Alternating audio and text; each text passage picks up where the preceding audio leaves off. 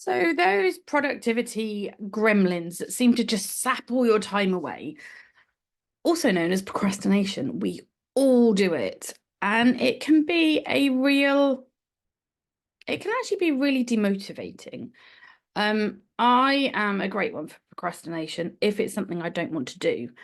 So, what can you do to avoid falling into that trap? It really can become like the devil on your shoulder.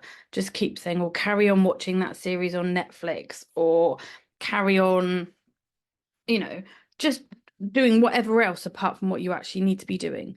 Now, it's really important to make sure that you actually notice, first of all, that you are procrastinating.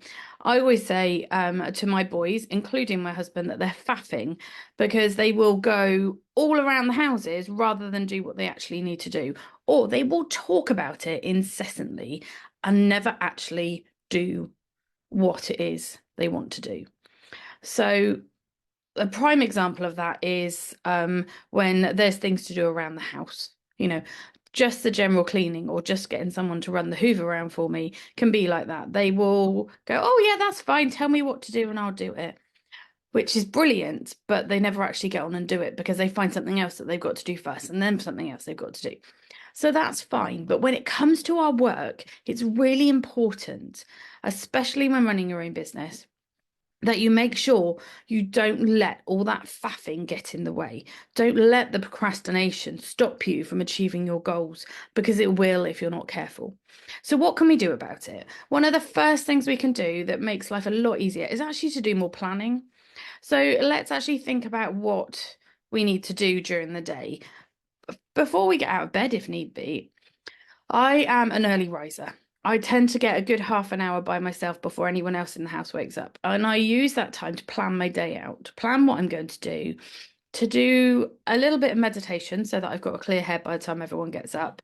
And then whatever else I can get done before, the chaos descends and we have very energetic boys running around the house, which is brilliant.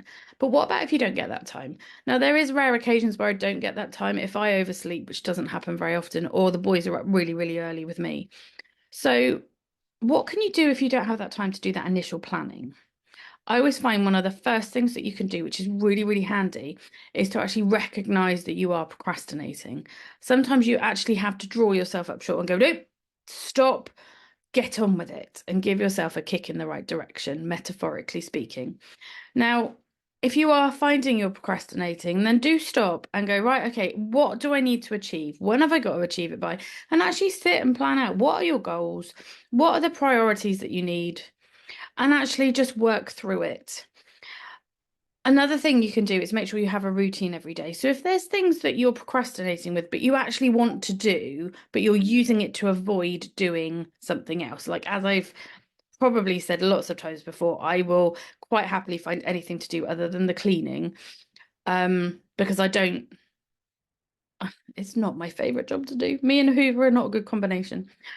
So I know that that needs to be done. So what I do is I plan it in my day.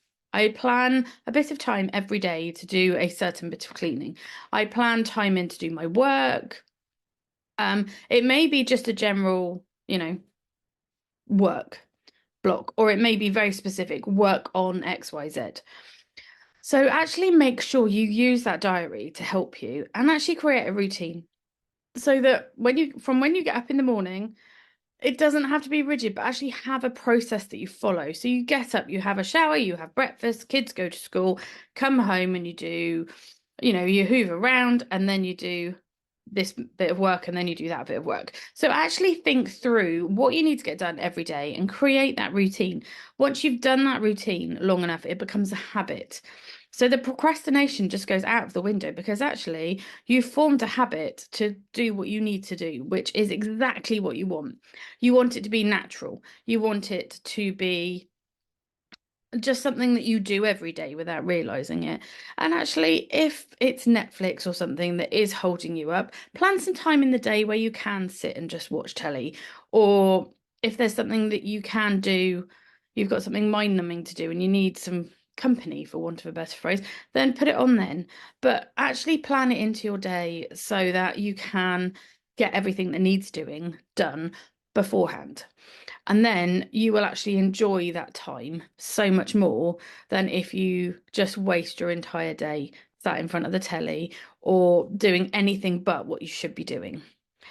So sort out those routines, recognize when you're procrastinating or faffing, and just pull yourself up short and go, right, come on, let's get sorted. And remember to plan, set your goals, set your priorities for the day.